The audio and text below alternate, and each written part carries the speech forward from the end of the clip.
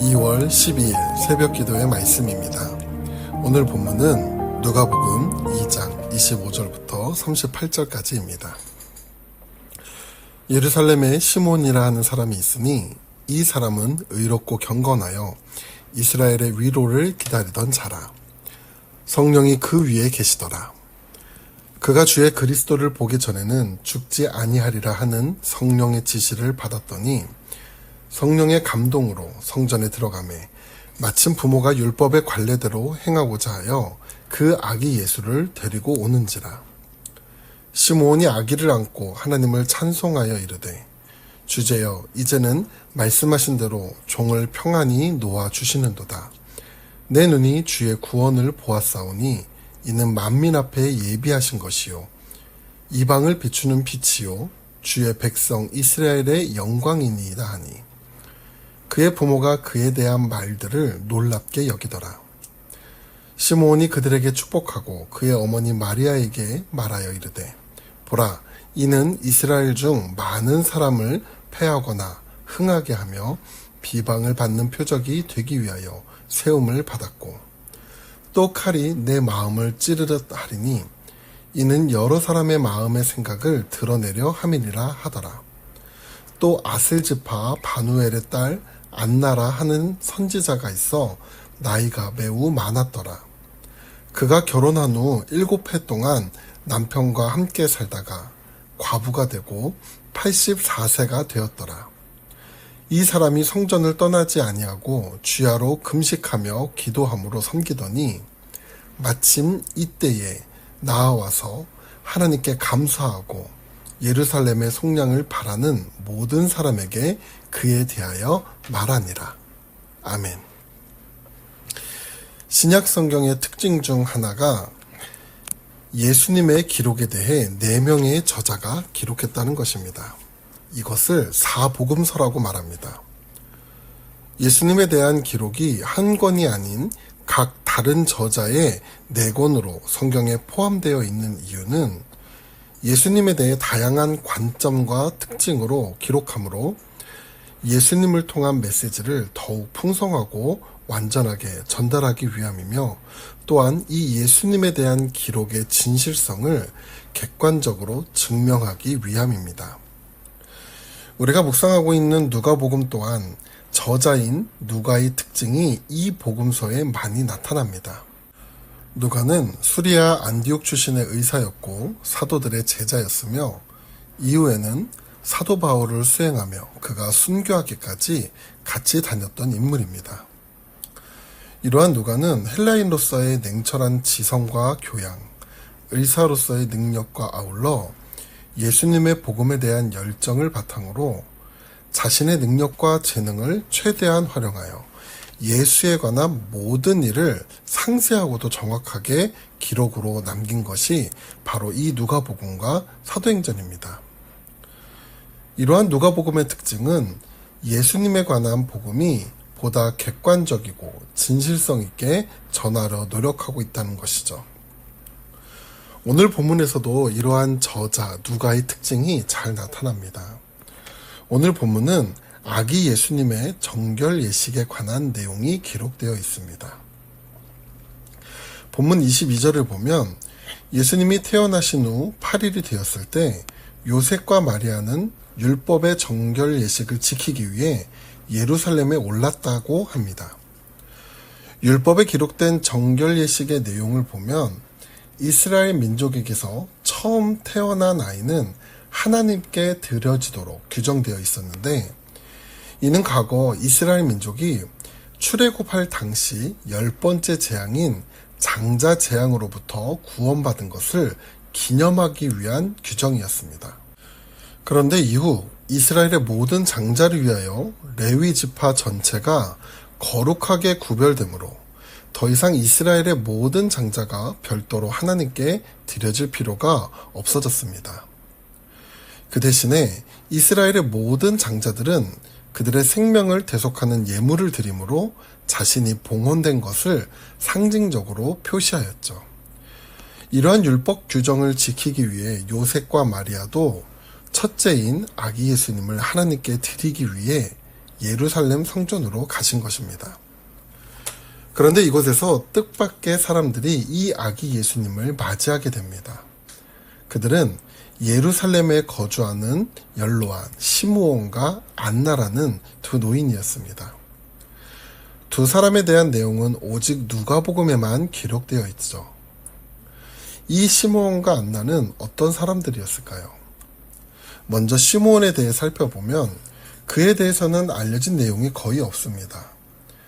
우리가 알 수 있는 것은 시므온이라는 이름이 당시 유대인들 사이에서 매우 흔한 이름이었다는 것입니다. 또한 본문 25절에 보면 시므온에 대해 소개할 때 이 사람은 의롭고 경건하여 이스라엘의 위로를 기다리던 자라는 것과 성령이 그 위에 계시더라 라고 기록하고 있습니다. 여기 의롭고라는 표현은 원칙이나 기준에 합당하여 법적으로 문제가 없다는 의미로서 시므온은 하나님의 기준에 합당한 생활을 했다는 것을 나타냅니다. 또 경건하여라는 표현을 보면 신중하고 세밀하게 주의를 기울여 행동하다의 뜻으로 하나님 앞에 신중하고 구별된 삶을 살아가고 있었음을 알 수 있습니다. 이 두 가지를 정리해보면 시므온은 외적으로 율법에 충실한 생활을 했을 뿐 아니라 내적으로 하나님을 경외하는 마음을 품은 사람이었음을 드러내고 있는 것이죠. 뿐만 아니라 그는 이스라엘의 위로, 즉 메시아를 기다리던 사람이었으며 성령이 충만한 사람이었다라고 말하고 있습니다. 두 번째로 안나에 대해 살펴보면 그녀는 아셀지파 바누엘의 딸이며 여선지자였으며 과거 결혼 후 7년 만에 남편을 잃고 과부로 성전에서 84세가 될 때까지 살았던 사람이고 그녀는 성전에서 주야로 금식하며 기도하던 사람이었다라고 소개합니다. 그녀가 성전에서 살게 된 이유에 대해 결혼한 지 7년 만에 남편을 잃고 성전에서 84세가 될 때까지 살았다고 합니다. 누구보다 안나는 삶의 상처와 무거움을 안고 살았던 사람이죠. 그러한 삶 속에 그녀가 의지했던 것은 오직 말씀과 기도였습니다. 그녀가 84세가 될 때까지 성전을 떠나지 않고 기도에 힘썼던 이유는 무엇일까요? 그것은 그녀에게 있어 모든 소망은 메시아에게 있었기 때문입니다. 이러한 두 사람이 성전에 있을 때 정결의식을 위해 성전에 들어오는 아기 예수님을 만나게 됩니다. 그리고 이 두 사람은 예수님이 이 땅에 오신 메시아임을 알아보며 찬양과 영광을 하나님께 돌리게 됩니다. 사랑하는 태국 한인교회 성도 여러분, 오늘 본문을 통해 우리가 살펴볼 수 있는 것은 먼저 누가는 예수 그리스도가 이 땅을 구원하시기 위해 오신 메시아임을 이 두 사람의 증인을 통해 더욱 명확하고 사실적으로 드러내고 있다는 것입니다. 우리가 믿는 예수님은 상상 속의 인물도 아니고 허구로 지어낸 소설 같은 이야기의 주인공이 아니라는 것이죠. 당시 유대인으로서 나이가 많고 경건하여 명망이 높았던 사람을 통해 뿐만 아니라 삶의 짐을 가지고 있지만 늘 깨어 기도하며 진지하고 경건하게 살아온 사람을 통해 예수님이 이 땅에 오신 메시아임을 증언하게 하고 있는 것입니다.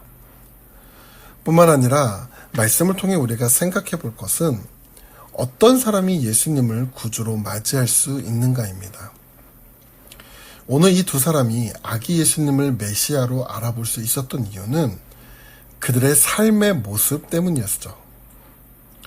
하나님 앞에 온전히 살아가려 노력하는 모습, 말씀과 기도로 살아가는 삶, 삶의 소망을 세상이 아닌 하나님께 두는 마음, 그리고 성령의 충만함이 그의 삶에 이루어질 때 오늘 우리의 연약한 삶 가운데 찾아오시는 예수님을 발견할 수 있는 것입니다.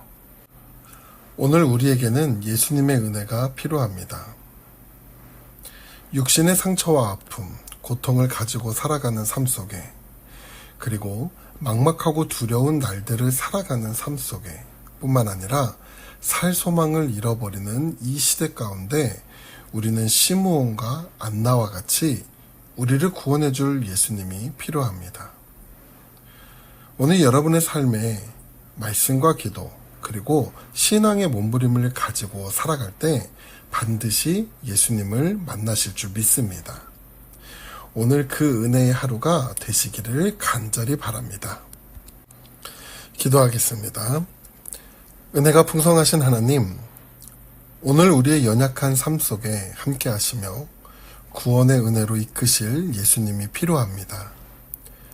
여러 상황 속에서 말씀과 기도로 살아가며 신앙의 몸부림을 치는 성도들을 기억하여 주시고 구원과 능력이 되시는 예수님을 발견하며 만날 수 있도록 인도하여 주시옵소서.